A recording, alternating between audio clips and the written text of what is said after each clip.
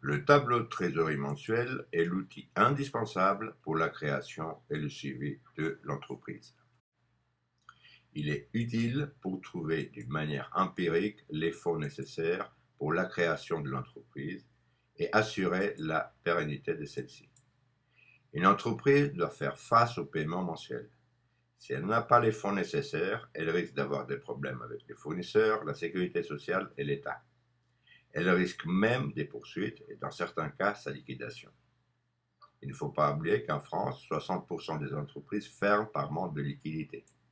Il est donc important de créer et de suivre le tableau de trésorerie mensuel.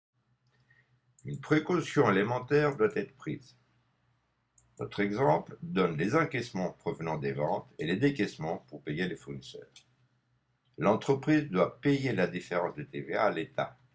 Les paiements s'effectuent par trimestre.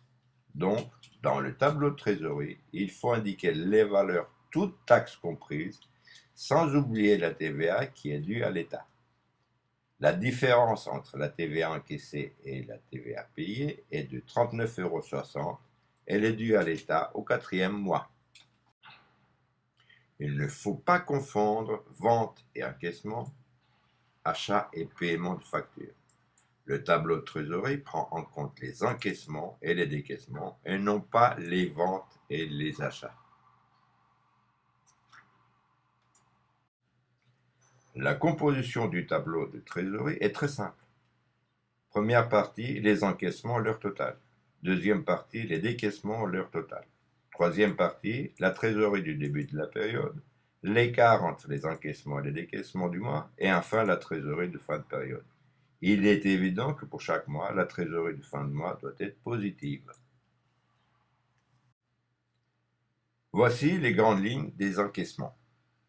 Clients, apport en capital, emprunt, subvention et le remboursement de crédit, impôt recherche, etc.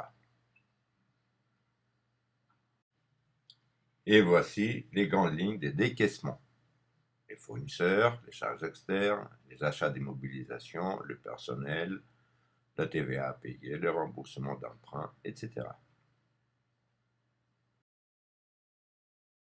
Le graphique de la trésorerie mensuelle permet d'une part de trouver le montant des capitaux nécessaires à la création et d'autre part de s'assurer que l'entreprise possède les fonds nécessaires pour faire face à ses dépenses. La courbe en bleu montre que l'entreprise n'a pas les fonds nécessaires au départ pour faire face à ses obligations. Il y a une insuffisance de capitaux. Il faudrait ajouter 50 000 €, qui représente le point le plus bas de la courbe pour que l'entreprise puisse être viable. La deuxième courbe en rouge est calculée après l'augmentation du capital de 50 000 €. Elle est toujours positive, donc l'entreprise peut faire face à ses obligations.